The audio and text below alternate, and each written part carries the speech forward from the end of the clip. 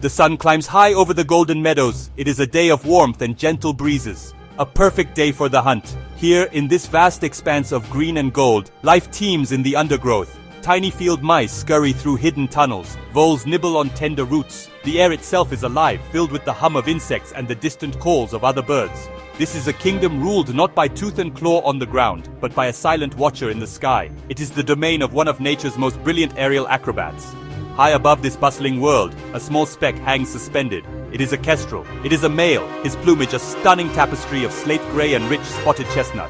He is a master of this realm, born of the wind and the open sky. From this vantage, the meadow unfolds beneath him like a living map. Every rustle of a leaf, every sway of a blade of grass signals a possible meal. He is patient. He is focused. He is predatory perfection, waiting for his moment. The kestrel is not simply floating. He is engaged in immense effort and extraordinary skill. This is the kestrel's world, a world of immense patience and sudden, explosive action. To hang motionless in a moving current of air is a feat that seems to defy physics. Yet for the kestrel, it is second nature. This remarkable ability is known as wind hovering, and it is the kestrel's signature move. Look closely at his wings. They are not merely flapping up and down, they are working with incredible subtlety and speed, making constant, tiny adjustments. The primary feathers at the tips spread out like fingers, catching and spilling the air with minute precision. It is a whirlwind of controlled energy, a biological marvel designed for absolute stability in an unstable world. His tail, fanned out like a beautiful rudder, plays an equally crucial role in this aerial ballet. It angles and tilts, countering every gust and eddy in the breeze. It works in perfect harmony with his wings, keeping his body locked in one specific point in space. This stability is not for show, it is a vital hunting tool. While his body is a powerhouse of constant motion, his head remains astonishingly still.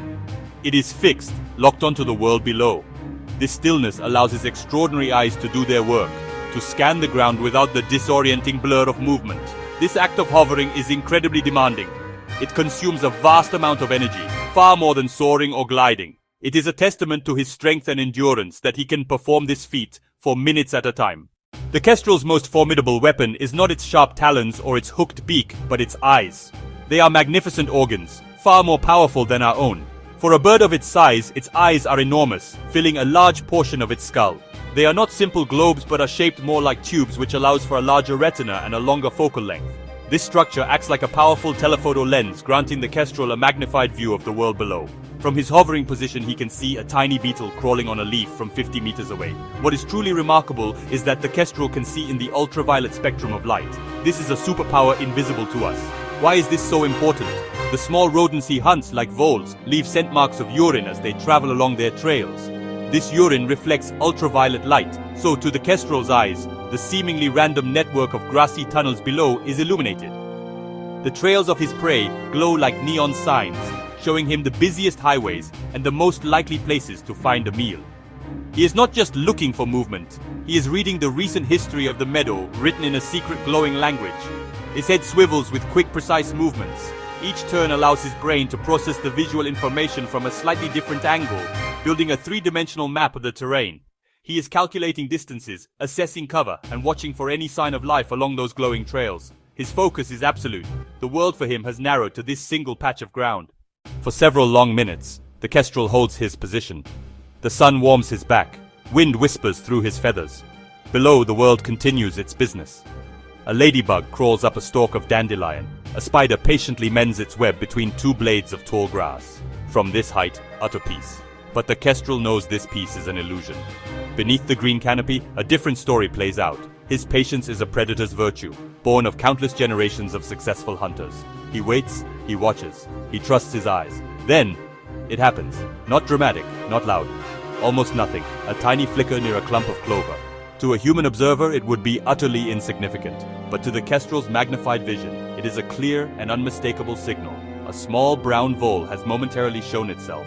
It has moved from the safety of one grass tunnel to another, its nose twitching, its body a brief, fleeting shape in the dense undergrowth. The kestrel's entire body tenses. The rhythm of his wing beats changes ever so slightly. He has locked on. The target is acquired. In his mind, the world has shrunk to that single tiny spot.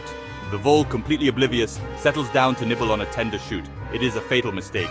The hunter has seen his opportunity. The time for patience is over. He folds his wings. The transformation is absolute and instantaneous. He abandons his connection with the wind and gives himself completely to gravity.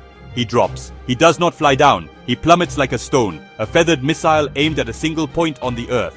The air whistles past his streamlined body. His descent is a silent, terrifying streak of gray and brown against the blue canvas of the sky. The world below rushes up to meet him at an incredible speed. This is the Kestrel's stoop, a dive of breathtaking velocity and pinpoint accuracy. As he falls, he keeps his eyes locked on the target. His brain processes the rapidly changing perspective, making tiny, almost imperceptible adjustments to his trajectory with subtle movements of his tail and wingtips. He is not just falling, he is guiding his descent with an astonishing degree of control. The meadow, which looked like a flat map from his hovering perch, now resolves into individual blades of grass stalks of clover and the terrified, frozen form of the vole, which has finally looked up.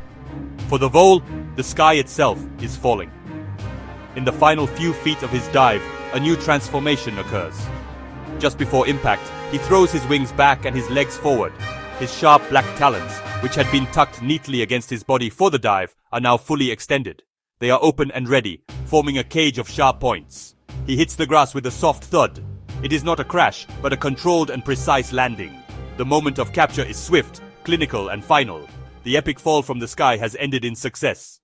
The Kestrel does not linger on the ground. This is a place of danger for him, where he is vulnerable to larger predators. With the vole held securely in his talons, he pushes off with his powerful legs. A few deep, strong wing beats are all it takes to lift him and his prize back into the air.